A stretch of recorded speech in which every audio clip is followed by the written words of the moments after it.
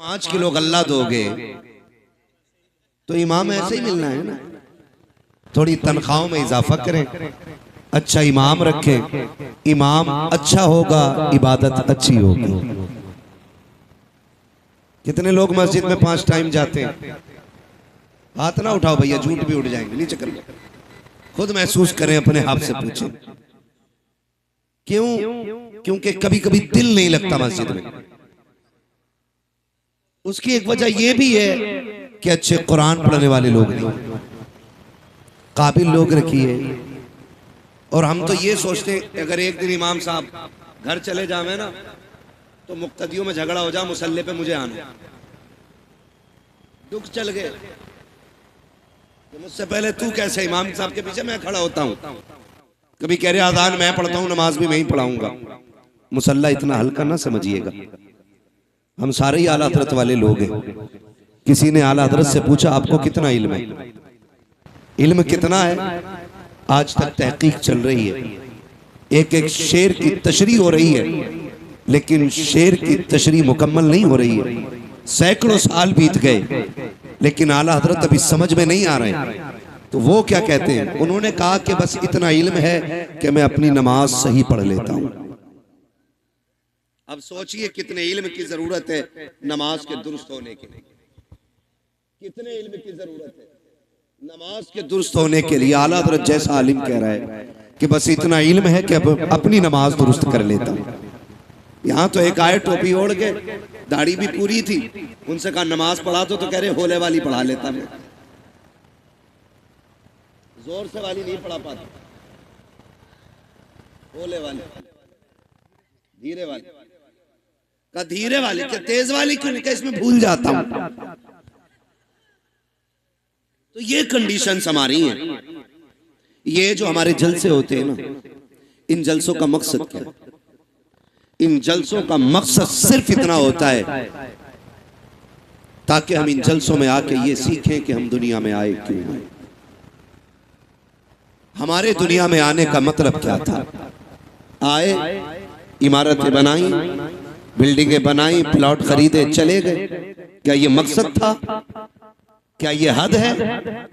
क्या इसीलिए हम आए हैं? नहीं, आला हज़रत ने बात साफ कर दी। जमीन व ज़मा तुम्हारे लिए, मकीनो मकान तुम्हारे लिए, चुनीनो चुना तुम्हारे लिए, बने दो जहां तुम्हारे लिए, दहन में ज़बां तुम्हारे लिए, बदन में है जान, बदन में है जान, बदन में है जान, बदन में है जान। कुछ लोग अभी सर्दी में ठिठुर के बैठे, बोलना नहीं चाह रहे। बोलेंगे तो गरमाई आएगी। देखा ना, मुझे साइंस आती, कितनी अंदर की बात बताई। बोलेंगे तो गरमाई आएगी। दहन में ज़बां, बदन में है जान, हम आए यहाँ उठे भी वहां। जो नहीं बोल रहे वो उठ जाएं, जो खड़े उन्हें बैठने का मौका मिल जाए। हाँ, कभी कभी ऐसा होता है उन्हीं को जाम मिलता है जिन्हें पीना नहीं आता है ना। अगर किस्मत से कुछ सुस्त लोग आगे बैठ गए तो वो उठ के उधर चले जाएं, जो मजबूत लोग हैं वो थोड़े से आगे आ जाएं। हम आए यहाँ उठे भी वहां, सबा वो चले कि बाग फले, वो फूल खिले कि दिन हो भले, लिवा के तले सना में खुले, रजा की ज़बां, रजा की ज़बां तुम्हारे लिए। अब इतना तो समझ में आ गया हम आए क्यों हैं। एक सवाल आपसे कर लूं, बर्दाश्त करेंगे? निकाह किसकी सुन्नत है? किसकी? हुजूर की सुन्नत है। बारात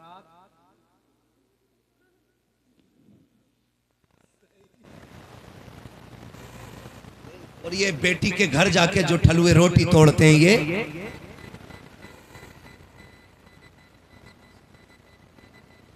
समझ रहे हैं ना मेरी बात? मैं कुछ पूछ रहा हूं आपसे।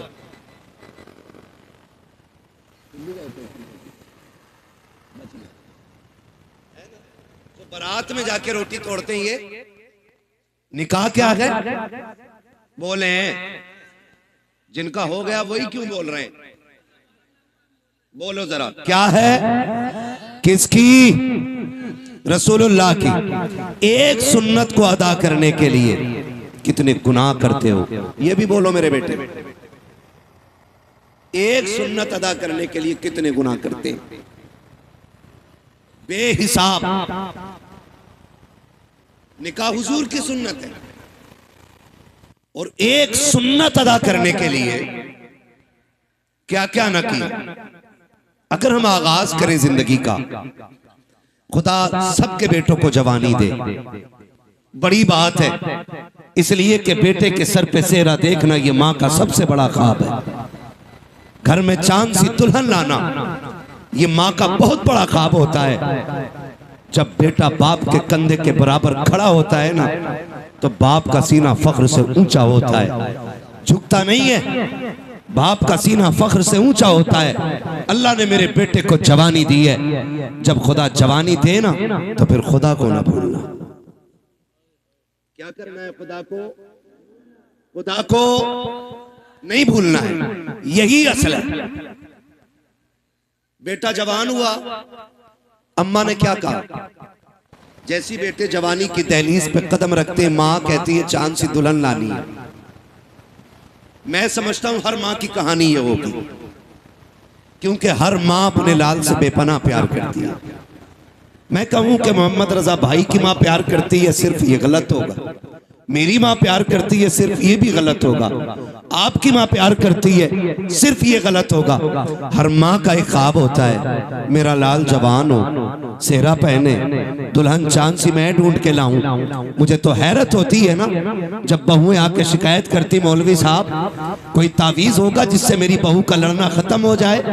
तो मैं कुछ देर सोचता हूँ कि इसे ये हो क्या गया है, शिकायत कौन सी लेके आई है, पूछो बात क्या हो गई।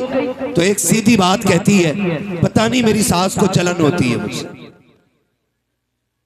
ये एक बेटा मेरी बात कान खोल के सुन ले, और याद रखिएगा, अगर एक रात के जलसे से जन्नत मिलती ना, तो हुसैन 72 गर्दनें नहीं कटवाते करबला में। ये भी कान खोल के सुन लीजिए, अगर जन्नत इतनी सस्ती होती ना, तो फिर करबला में हुसैन ने 71 लाशें नहीं उठाई होती। महंगी है जन्नत, उसे बचा के रखना जरूरी है, बचा के रखना जरूरी है।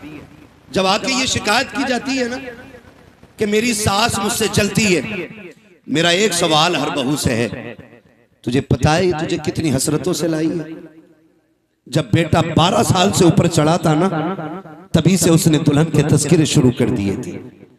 तभी से रिश्तेदारी में जाके कहती थी, सुनो बेटा 15 साल का हो गया, बेटा 18 का हो गया, मेरा बेटा 19 का हो गया। हम भी दुल्हन देख रहे हैं, क्यों? ताकि किसी अच्छी दुल्हन का पता मिल जाए, अच्छी दुल्हन का पता मिल जाए। मेरी बहन, मेरी बेटी, कान खोल के सुन, कोई माँ किसी बहू की दुश्मन नहीं होती है। किसी माँ को अपने बेटे की शरीके हयात से जलन नहीं होती है। आप अगर ये पूछें फिर ये झगड़े कैसे, एक सीधी सी बात है, याद रखिएगा, ये सबक जाके बहन बेटी को पढ़ाना, कहना सुनो, माँ हर बहू के अंदर एक अच्छी माँ देखना चाहती है। माँ हर बहू के अंदर एक अच्छी माँ देखना चाहती है। वो ये चाहती है कि जितनी फिक्र मैंने अपने बेटे की है, उतनी ही फिक्र, जाने दीजिए, उतनी ही फिक्र मेरे बहू को होनी चाहिए, उतनी ही फिक्र। मैं खुद समझता हूं मेरी तकरीर जितनी अहम थी, उसी वक्त मुझे मौका दिया गया। मुझे खुद भी पता है, मुझे इस वक्त मौका देने का मतलब यह है कि तकरीर इतनी जरूरी नहीं है। बस ये है जो लोग बाहर से आए, मुझे पता, मैं उनके लिए बोल रहा हूँ।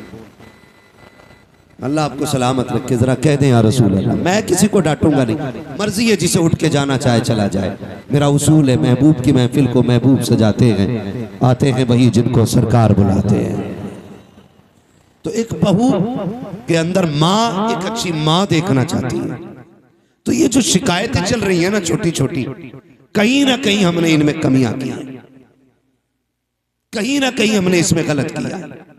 जब हम आए हुजूर के लिए थे, तो जिंदगी किसके लिए जी रहे? आज के हालात आप देखिए, हमारी कंडीशन क्या है।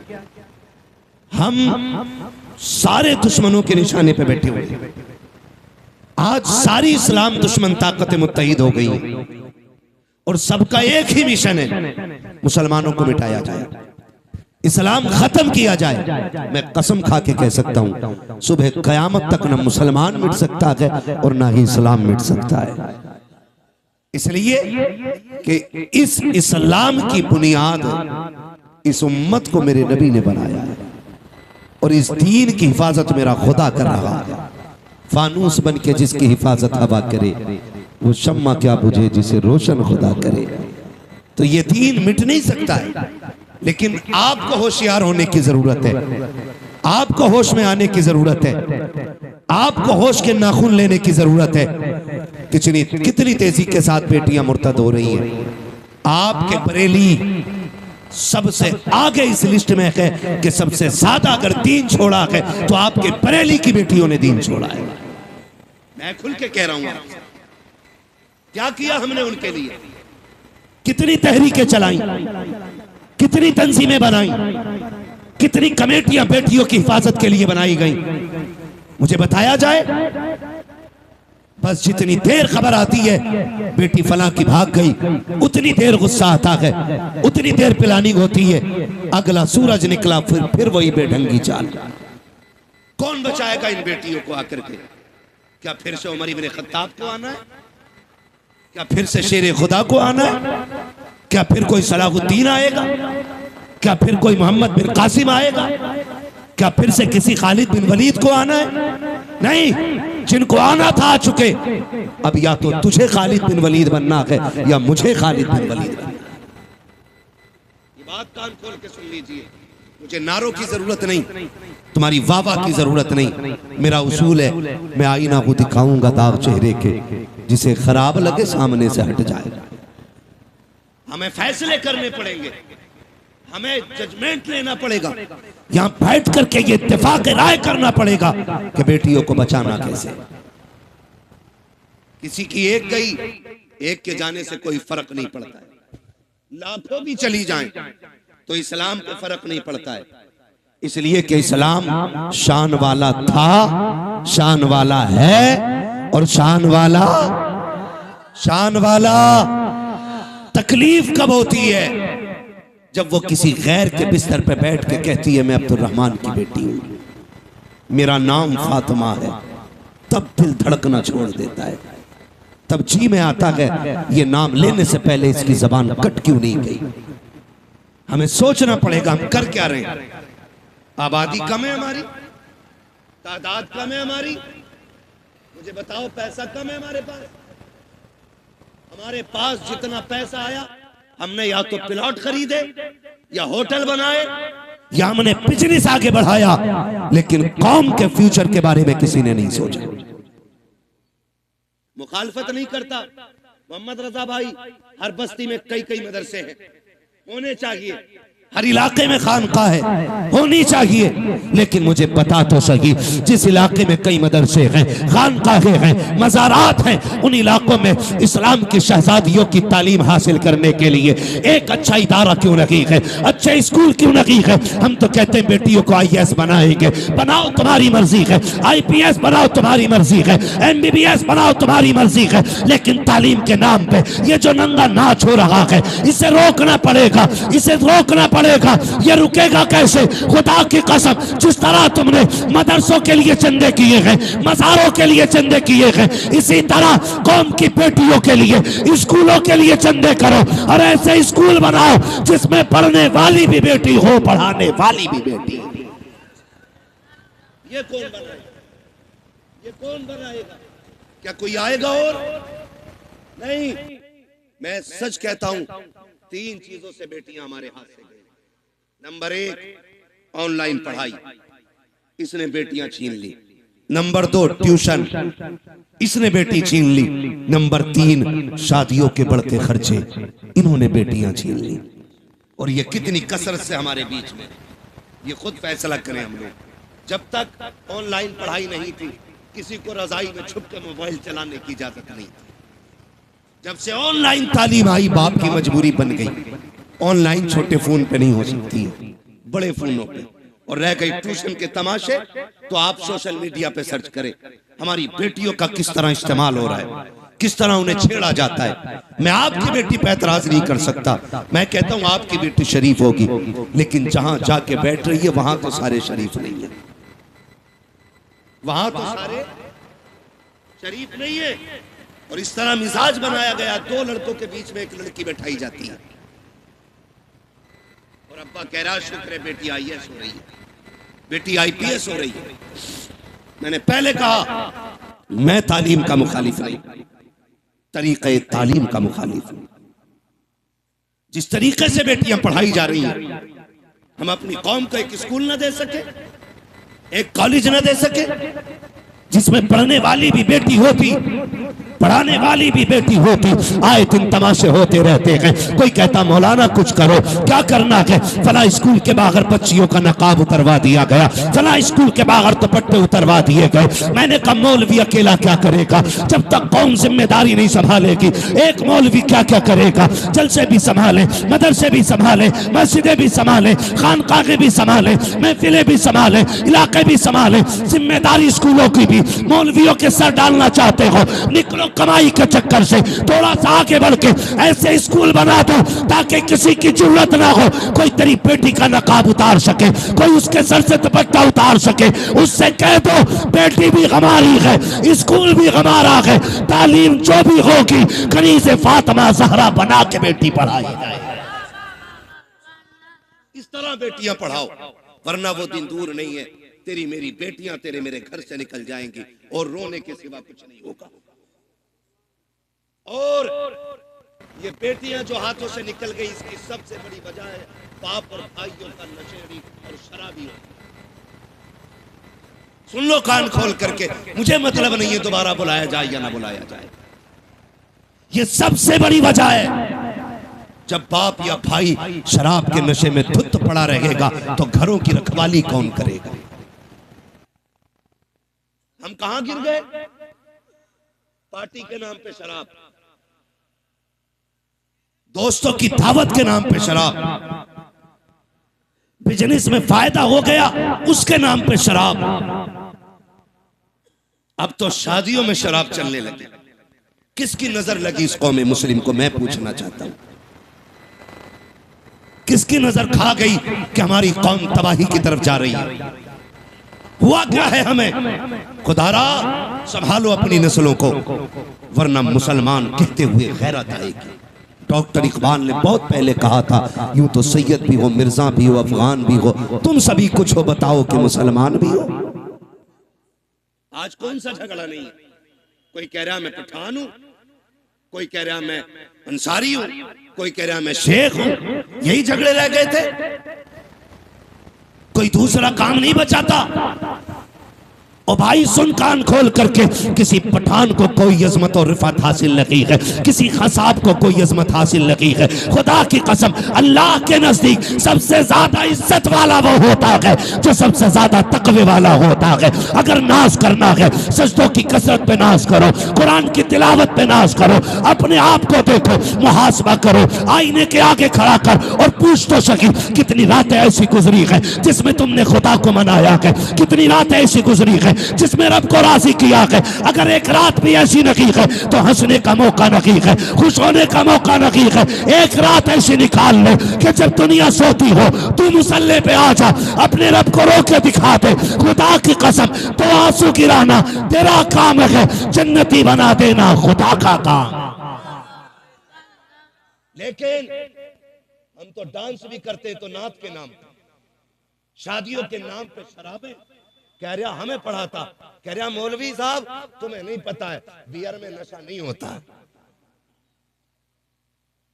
एनर्जी ड्रिंक है वो। आग लगे तेरी एनर्जी में, अगर ताकत लेनी है तो वो खजूर खा जो हुजूर के मदीने से आई हो। हाँ, इससे ज्यादा ताकत शराब। इन्होंने हमारी कौम का बेड़ा गर्क कर दिया। नौजवान अक्सर इधर जा रहे हैं, खुदारा निकले इन चीजों से। शराब मेरे नबी ने हराम कही तो हराम है, मानते हो कि नहीं? शराब शराब इतनी जोर से कहो कि जो पीते हो उन तक आवाज पहुंचे। शराब, शराब। और जिस चीज को मेरे नबी ने ठुकरा दिया, कोई माई का लाल उसे हमारे होठों तक नहीं ला सकता है। हाँ, हुजूर के गुलाम हम आज जबान कह रहा बियरी तो है, मार दिए एक दो गिलास, बेड़ा गर्क हो जाएगा, कोई मसला नहीं ना बेटे ना। वो इसलिए कह रहे हैं बेटे, वो देख रहे हैं, तुमसे कोई तकलीफ नहीं है भाई, तुम बैठो बैठो। हाँ, तवज्जो है सारे लोगों की बेटे, नहीं लिया तो तू तक तू कर लिया, तवज्जो है ना सारे लोगों की। शराब डूब गए इसमें जाकर के। याद रखिएगा, शराब पीने वाला ना अच्छा शोहर हो सकता है, ना अच्छा बाप हो सकता है, ना अच्छा भाई हो सकता है, ना अच्छा बेटा हो सकता है। और याद रखिएगा, मुआशरे की एक बीमारी का नाम शराबी है। इतनी बुरी चीज, जो शराब पीता है उसके घर की इज्जत महफूज नहीं रहती, उसके घर की बहन बेटियां बाहया नहीं होती। अगर किसी को घर की इज्जत को आग लगाना हो तो शौक से शराब पिए जाके। आखिरत का अजाब अलग बात है, मैं दुनिया के अजाब बता रहा हूं। तो कभी भी शराब के करीब नहीं जाएंगे इंशाअल्लाह। शराब के करीब नहीं जाएंगे इंशाअल्लाह। पार्टी के नाम पे मेरे भाई शराब है, उसके अलावा एक बीमारी हो, शादी में शराब आ गई। अब एक तमाशा और चल गया, हल्दीराम।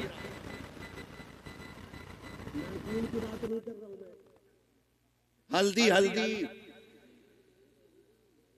ये चल गई है नारा सब, आए दिन फेसबुक पीला पीला दिखता है। अब हल्दी डे, हैप्पी हल्दी है। इतनी धुन से तो शबे बारात का एहतमाम नहीं करते जितनी धुन से हल्दी का कर रहे हैं।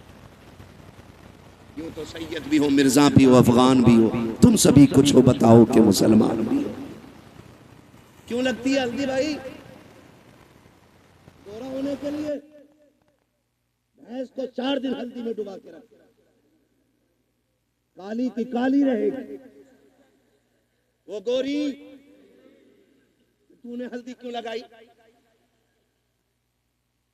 हाँ, इमाम साहब ये बात बोल देना, इनका हिसाब करो, मेरे लल्ला की शादी से जल गए, क्यों इन पे लल्ला नहीं है? ये कंडीशन होती है।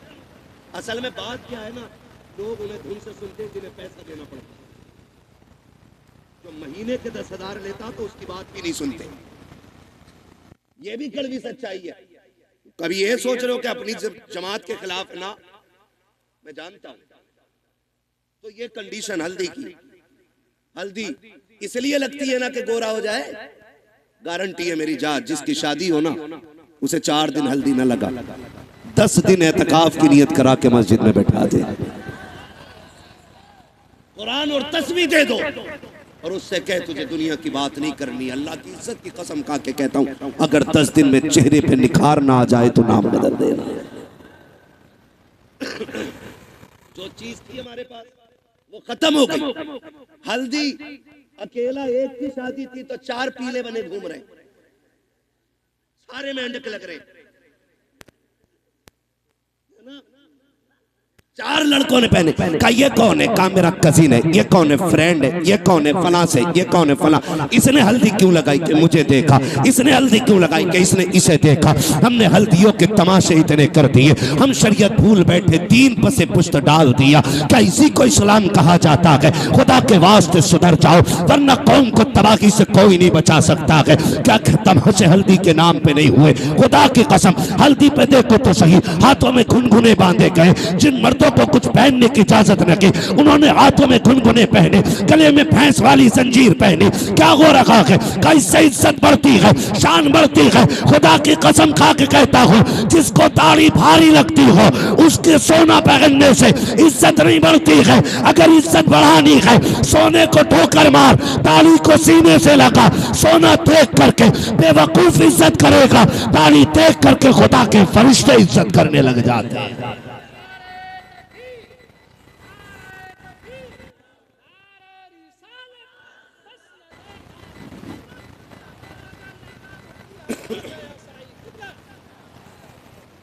समझ रहे मेरी बात?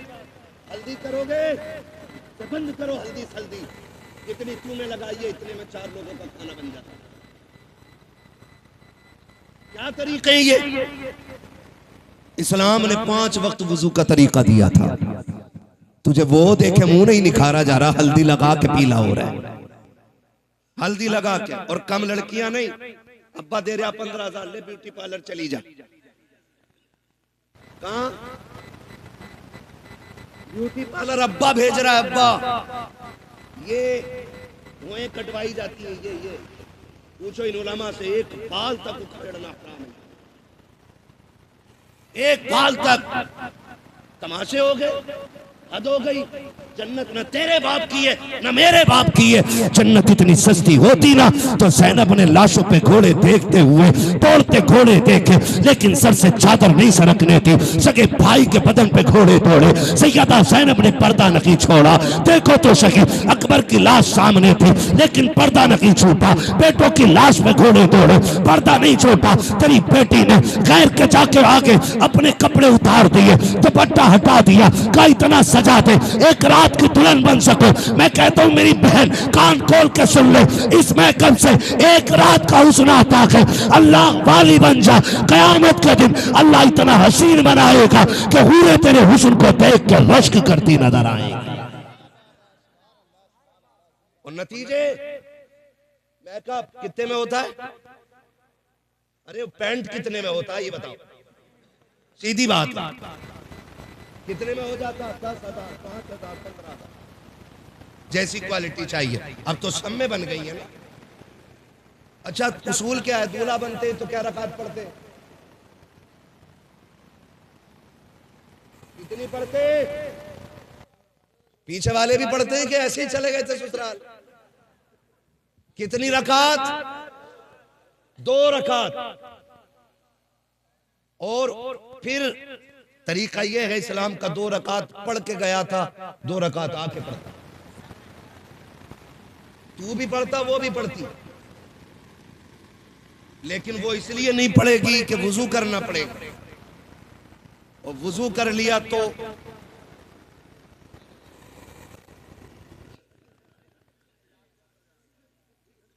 मसला पुट्टी छूट जाएगी। बच्चा कह रहा अगर वुजू कर लिया तो पुट्टी छूट जाएगी।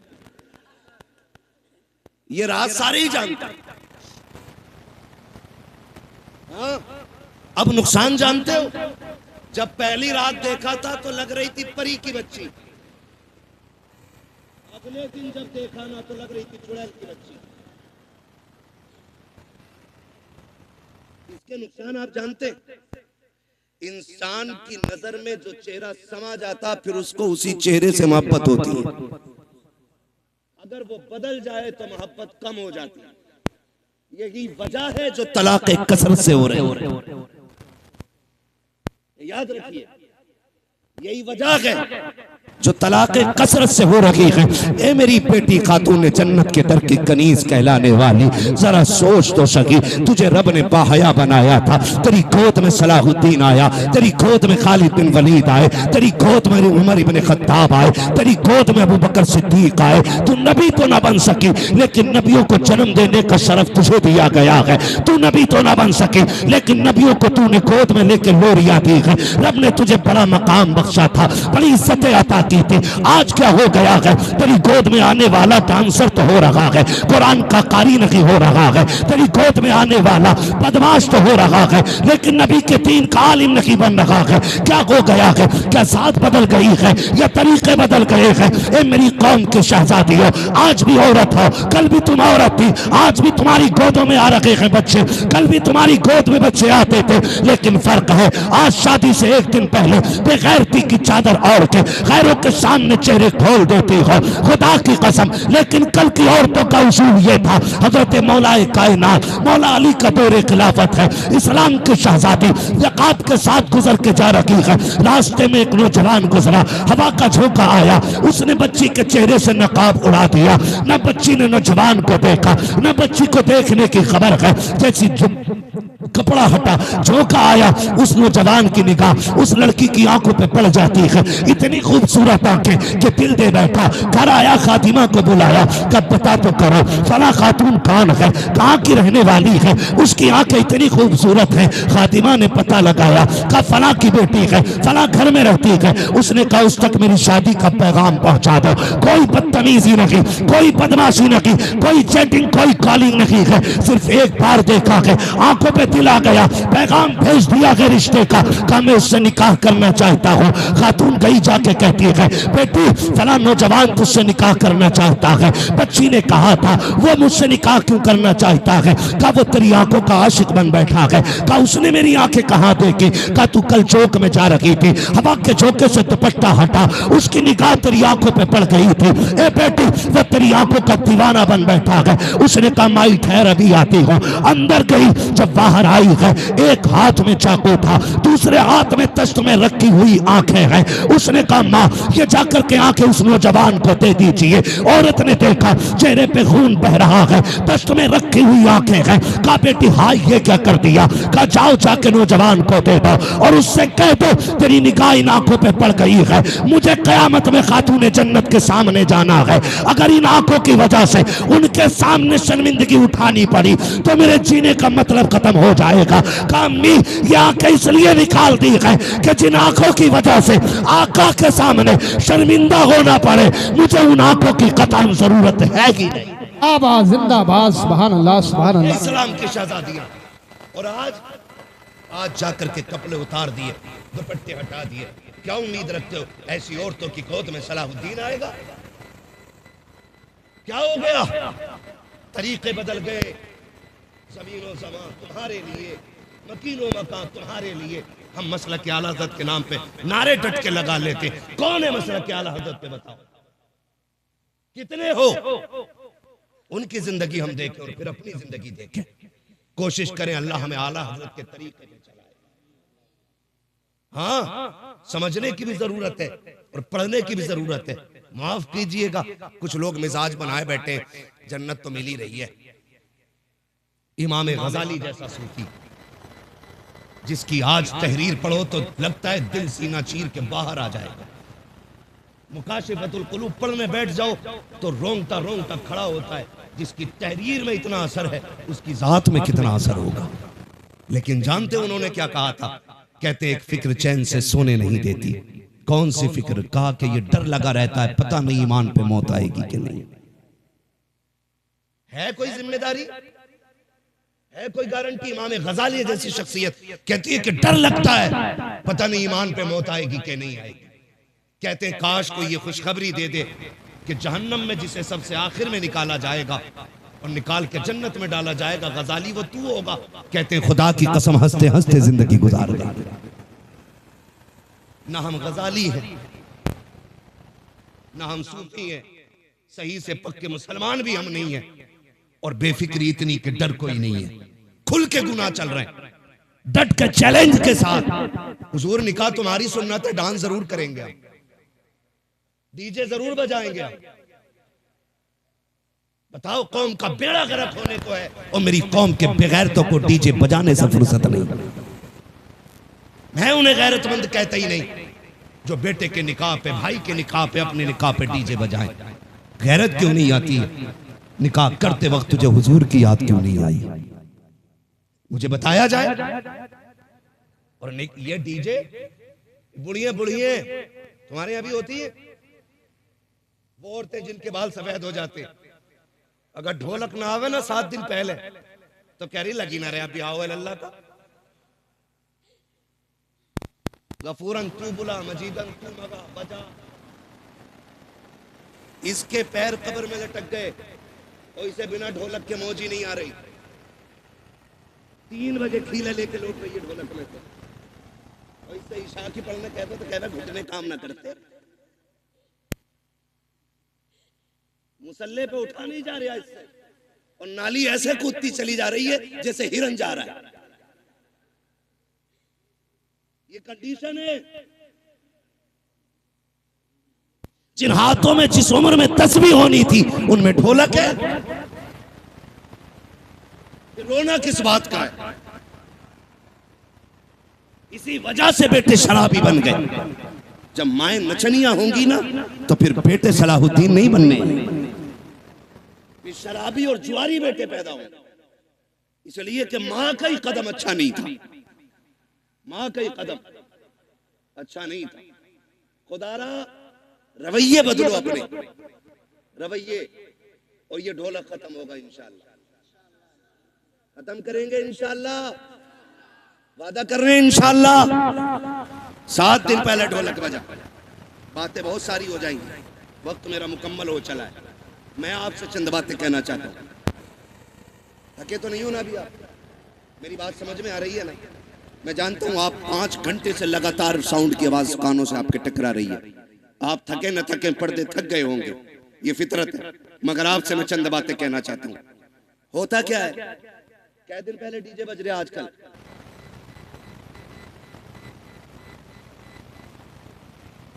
दिन तो चल ही रहा है, क्योंकि पंचतन के मानने वाले जो हैं पहले।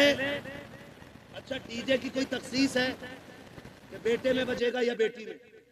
अब तो हो रहा है कि नहीं? कोई ऐसा भाई है जिसे बहन प्यारी ना हो? सबको बहन प्यारी है ना? बोले इतनी कमजोरी से नहीं, ताकि मैं बात भी पूरी ना कर सकूं। बहन सबको प्यारी है ना? सबको प्यारी है बहन। आपने देखा भी होगा जब बेटियां रुखसत होती हैं ना तो बाप मैयत पे इतना दर्द से नहीं रोता जितना बेटी की रुखसती पे बाप रोया करता है। वो भाई जो पूरी जिंदगी लड़ते रहे, आज जब बहन जा रही है ना तो कभी दीवार से लग के रो रहा है, कभी तन्हाई में जाके रो रहा है। क्यों? क्योंकि बहन की जुदाई का गम है। और आज नतीजा क्या है? 5 दिन पहले डीजे बज रहा है। पहले के उसूल ये थे, पहले इल्म कम था अमल ज्यादा था। आज इल्म ज्यादा है अमल कम हो गया।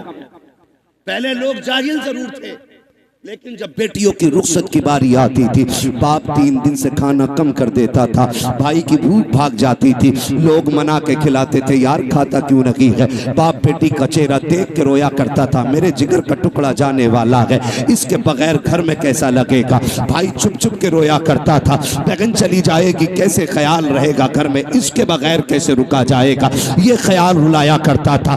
बाप भाई 3 दिन पहले रोया करते थे। आज हैरत की बात यह है 3 दिन पहले डीजे बजना शुरू हो जाता है। ऐसा लगता है बहन को रुखसत नहीं कर रहा है, घर की भला टाल रहा है, आई हुई मुसीबत घर से निकाल रहा है। और तुम्हें खुदा का वास्ता, तुम क्या जानो जब बेटियां रुखसत होती हैं, जाओ किसी बाप से जाके पूछना तू बेटी की रुखसती पे इतना क्यों रोया है। इतना तो बेटे के जनाजे पे भी नहीं रोया था। तो बाप हाथ जोड़ के कहेगा मेरी बेटी 18 साल मेरे आंगन में रखी, 22 साल मेरे दरवाजे पे रखी। मौलाना इतना जानता हूँ मैं गरीब जरूर था लेकिन गलीज नहीं था। मैंने बेटी को चटनी से खिलाई लेकिन गैर के आगे हाथ फैलाने नहीं दिया। मैंने बेटी को सूखी रोटियां खिलाई लेकिन किसी के आगे रुसवा होने नहीं दिया। आज रोना इस बात पे आ रहा है बेटी पराए घर जा रही है, देखने में तो अमीर है, देखने में तो पैसे वाले हैं, एक ख्याल रुला रहा है खुदा जाने बेटी को आज के बाद इज्जत से टुकड़े मिलेंगे या गाली पहले मिलेगी रोटी बाद में मिलेगी। मौलाना ये फिक्र सता रही है आज के बाद मेरी बेटी को भूख पहले लगेगी आंसू पहले आएंगे।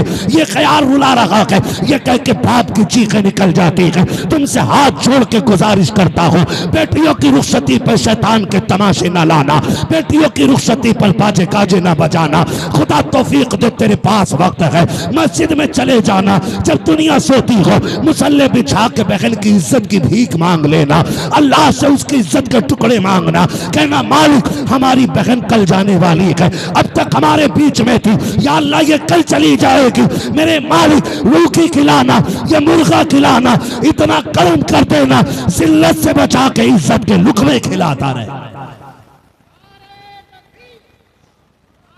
तकबीर, नारे रिसालत, मसलके आला हजरत हजरत अल्लामा मुफ्ती हम्माद रज़ा साई किबला जिंदाबाद जिंदाबाद। तवज्जो है सारे लोग, बंद करेंगे इंशाअल्लाह, सारे वादा करो इंशाअल्लाह। ये तमाशे खत्म करो, बहन की जिंदगी की भीख मांग। हमने बड़े बड़े अमीर घर की बहू को तलाक होते देख ली, हमने देखा है पैसे वालों को हंसी नहीं आती है, हंसते दिल वाले लोग। हंसने के लिए पैसा शर्त नहीं, हंसने के लिए दिल शर्त है, और दिल वही जिंदा होता है जो नबी के तरीके पे होता है। हर दिल जिंदा बोले, हर दिल जिंदा नहीं होता है। खुदारा भीख मांग बेटी की जिंदगी की, कह रब से अल्लाह मेरी बहन को इज्जत देना, वरना जानते हो एक बात, कई बार ना हमारे गलत फैसले बेटियों की जिंदगी को तबाह कर देते, लेकिन बेटियां, खुदा इन बेटियों को सलामत रखे।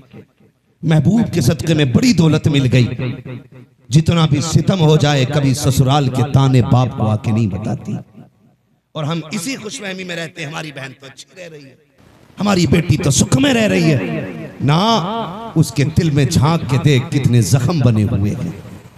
रिश्ते किया करो ना तो पैसे वाला देख के नहीं, दीन वाला देख के रिश्ते किया करो। कैसा दीन वाला? बहन की रुखसती थी 3 दिन बाद और तमाशे चलते रहे, भाई नाचता रहा, बाप कहता रहा यार लड़के ही तो हैं, इनके भी तो दिल हैं।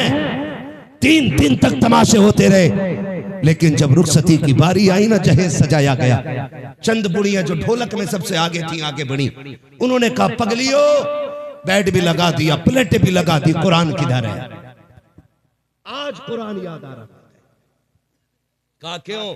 कहा अलमारी पे सबसे ऊपर कुरान रखा जाए। जब उस दिन कुरान को सबसे ऊपर रखा जाता है, कुरान चीख के कहता जालिमो, जब 3 दिन से गाने बज रहे थे तब तुम्हें मेरी याद नहीं आई थी? आज जहेज के लिए रह गया था मैं,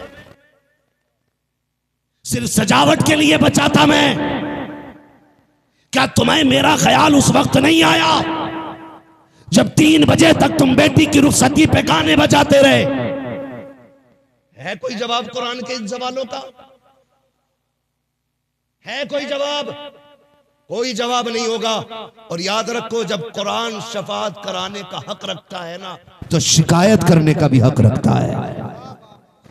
ये याद रखना मेरी बात। शायद इतनी कड़वी तुम्हें कोई कह के ना जाए, किसी के मुरीद टूट जाएंगे, किसी के खलीफा छूट जाएंगे, मुझे कोई फर्क नहीं पड़ता, मेरी ड्यूटी अल्लाह ने यही लगाई है। कुरान अगर शफाअत करने का हक रखता है तो कुरान शिकायत करने का भी हक रखता है। तुमने सिर्फ जहेज के लिए कुरान रखा, फिर जब बेटी रुखसत होने लगी कौन सा तमाशा न हुआ है? पहली बात तो जब बारात आई तो दूल्हा की गाड़ी वहां तो रुकती नहीं जहां बैठना है। कहां? ससुराल के दरवाजे पे। क्यों? वहां वेलकम होना, आग लगे तेरे वेलकम में। वेलकम होना, वेलकम, वेलकम नहीं, ये वेलकम है। हाँ, वेलकम होना है। तो वेलकम के लिए किधर गाड़ी गई? किधर जाती है? किसके? मुखिया के, प्रधान के, या ससुराल के? किसके गेट पे? ससुराल के गेट पे। खुद बताइएगा। ससुराल के गेट पे गया था, इस्तकबाल किसे करना चाहिए? मर्दों को करना चाहिए था। किसको करना चाहिए था? मर्दों को करना चाहिए था। भाई होते, चचा होते, बाप होते, ताऊ होते, चचा साथ भाई होते, किसको करना था? लेकिन करता कौन है? ये किसकी घर की है? या तो तेरे घर की है या मेरे घर की। ये बेगैरती किसके घर में है? या तो तुम्हारे घर में है या मेरे घर में। कोई भाई पसंद करेगा कि उसकी बहन पे कोई गलत निगाह डाले? करेगा कोई? कर सकते हैं तो हाँ बोले, नहीं कर सकते तो ना बोले। नहीं करेगा ना तो फिर टांग क्यों नहीं तोड़ते उस दूल्हा की जो बेगैरती के साथ इस्तकबाल कराने आते हैं? उससे कह दो ये बेगैरतों की चौखट नहीं, ये गैरत वालों की चौखट है। करोगे इंशाअल्लाह ऐसा? बंद करोगे वेलकम? नुकसानात जानते? जाओ देख लेना। जब वेलकम होता है ना तो जितनी लड़कियां आती हैं किसी के सर पे तली, किसी को पता नहीं, इसलिए कि जितनी इस्तकबाल करने आएंगी एक भी गैरत आजादी नहीं हो सकती। गैरत वाली बच्चियां तो घर से निकलती नहीं। ये जितनी आती है बेगैरत आती है, ये याद रखिएगा मेरी बात। जितनी आती है बेगैरत आती है।